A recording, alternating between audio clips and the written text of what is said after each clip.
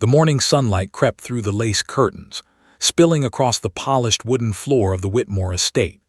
Outside, the vast garden stretched like a painting, perfectly trimmed hedges, fountains that whispered softly, and rose bushes older than the gardener himself.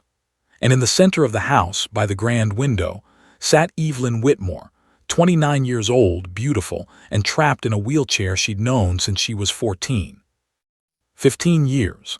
15 years since the accident that stole her legs and shattered her spirit. Once, she'd been the brightest student at the Royal Academy of Ballet, but one wet night, a car skidded, a scream echoed, and her dreams died before she could finish the song she'd been dancing to.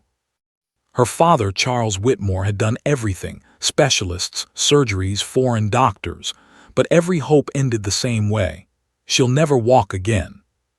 So Evelyn stayed in her chair, painting and reading while life outside her window bloomed and faded with the seasons. Then one spring morning, everything began to change. She noticed him through the window first, a tall, quiet man working by the roses. His clothes were simple, his hands rough from labor, his face shaded by a worn hat. But there was something about him. He moved with a kind of care, as if the flowers were alive and fragile souls. Her nurse, Clara, noticed Evelyn's gaze and smiled. "That's the new gardener, Mr. Reed, I believe. Came last week. He's done wonders with the east lawn already." "Mr. Reed," Evelyn repeated, the name unfamiliar on her tongue. She hadn't cared to know any of the gardeners before. They came, trimmed, left. But this one moved differently. Days passed, and every time she rolled to the window, she found herself watching him. How he stopped to speak softly to the plants, how he knelt by the flower beds with reverence, how he smiled when the wind blew petals across his path. Once she saw him take off his gloves, gently lift a wilted tulip, and whisper something before replanting it. It was almost absurdly tender. One afternoon, she asked Clara, "Could you ask him to come inside? I want to thank him for how beautiful the garden looks." When the door opened and the gardener stepped in, the scent of soil and lavender followed him. He bowed slightly. "Miss Whitmore." He was younger than she expected, mid-30s maybe. His eyes were green, deep and steady, like forests she'd never walked through. "You've transformed the garden," she said softly. "It looks alive again." He smiled faintly. "It just needed a bit of care. Miss Plants remember kindness, you know." She tilted her head. "Do they?" He nodded. "They feel when someone tends to them with love, same as people." That answer lingered with her long after he left. From then on, Evelyn began asking Clara to take her outside, to the garden itself. It was the first time in years she had rolled beyond the marble hallways of her house. She'd almost forgotten the scent of wet earth and blooming roses. Mr. Reed was pruning near the fountain when he saw her. "Good morning, Miss Whitmore." "Please call me Evelyn," she said, surprising herself. He paused, then nodded. "All right, Evelyn." That day they talked for hours. About flowers, about music, about loss. She learned he'd once been a soldier, and after the war he'd lost his brother and couldn't bear the city anymore. Gardening, he said, was his way of healing the earth and himself. When she looked at him, she saw something she hadn't seen in years. A man who carried pain without letting it poison him. That night, for the first time in forever, Evelyn didn't dream about the accident. She dreamed of walking barefoot through the garden, the scent of roses on her skin, and the gardener beside her, smiling. Spring turned to summer, and the garden became their secret world. Evelyn spent every afternoon there, listening to the gardener's stories while he trimmed and planted. She learned the language of flowers, how lavender meant devotion, rosemary for remembrance, and daisies for innocence. But one day, he brought her to a hidden part of the garden she'd never seen before. "I've been working on something," he said, pushing her chair gently through a narrow archway. Beyond it lay a small clearing, surrounded by climbing vines and sunlight filtering through the leaves. In the center stood a single white bench, beside a patch of soft moss and wildflowers. I call it the healing garden, he said. Every plant here was chosen for its strength. These vines survive even after storms. The moss grows even in darkness. I thought maybe it could remind you that life finds a way always. Her voice trembled. It's beautiful. He smiled. Would you let me teach you something? Before she could answer, he knelt beside her wheelchair. Close your eyes. Feel the ground beneath you. Listen to the sound of the wind through the leaves. Let it remind your body that you're still connected to the earth. She hesitated, then did as he said. For a long while she listened to the whispering leaves, the chirping birds, the hum of life around her. Something stirred inside her chest. He took her hands gently. You've been told your legs forgot how to move, but maybe they didn't forget. Maybe they're just waiting for you to remember what it felt like to stand. Evelyn's eyes opened. You sound like a dreamer. He smiled softly.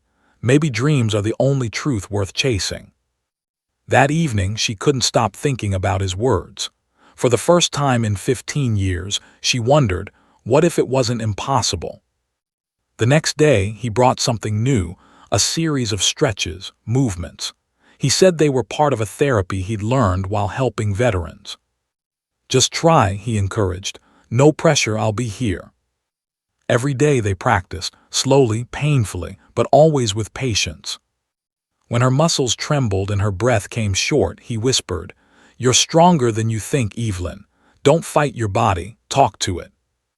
Weeks turned to months. Her legs, once still and lifeless, began to twitch.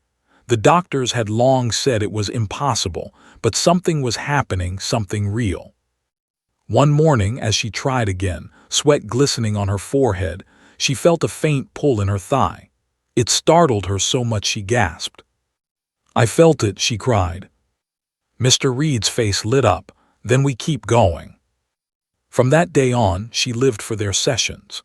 Her father noticed the change, the light in her eyes, the laughter returning to her voice, and though he didn't understand what was happening, he saw hope blooming again in his daughter. One evening, as the sky turned gold, Evelyn asked softly, Why are you doing this, Mr. Reed? Why care so much about someone you barely know? He looked away for a moment before answering. Because once, someone gave up on me too. I know what it feels like when the world tells you you're broken. He glanced at her then, his voice quieter. But I also know broken things can grow again if someone believes in them. Their eyes met and something unspoken passed between them, something fragile, trembling, and alive. By autumn, the leaves had turned to fire and gold, and Evelyn's world had changed completely. She could feel her legs again, not fully but enough to dream. Every day she worked harder, her determination fierce, her heart steady. The gardener never wavered. He stood by her, steady as the oak tree beside the fountain. Then came the morning that would change everything. It was cool and bright. The air smelled of damp earth and apple blossoms. Mr. Reed looked at her and said quietly, I think you're ready. Her heart pounded. Ready for what? To stand. The world seemed to still. For 15 years she'd lived in that chair, her body bound by memory and fear. But now, something in his voice made her believe she could. He positioned himself behind her, his hands gently steadying her waist. Just feel it, don't force. Let the earth hold you. She took a deep breath. Her hands trembled as she pressed them against the armrests. Her muscles screamed, her heart thundered, and then her feet touched the ground. Her knees shook, her whole body quivered, but she was standing. Tears spilled down her cheeks. I'm standing, oh God, I'm standing. Reed's voice broke slightly. You did this, Evelyn, you did it. They stayed that way for a long time, the garden around them shimmering with sunlight and birdsong. From that day forward, Evelyn trained with him every morning. Bit by bit, she took steps, first with help, then alone. Her father wept the day he saw her walk across the lawn. The news spread fast. Doctors called it a miracle. Journalists begged for interviews, but Evelyn refused them all. This wasn't science, she said quietly to her father. It was Faith. Months later, she found Reed by the healing garden again, trimming the vines. "You changed my life," she said softly. He smiled, shaking his head. "You changed your own life. I just reminded you that it was possible." She stepped closer, the grass brushing her ankles. "You could leave now, you know. You've done what you came to do." He looked at her, eyes full of quiet warmth. "I don't think I could leave a place that taught me hope again." Evelyn smiled. "Then stay, the garden still needs you." So he stayed, and every day as she walked through the flowers, sometimes alone, sometimes with him beside her, she remembered the girl who had once thought her life was over. Now she walked not just on legs restored, but with a heart reborn. And in that garden, where the wounded soil had learned to bloom again, so had she.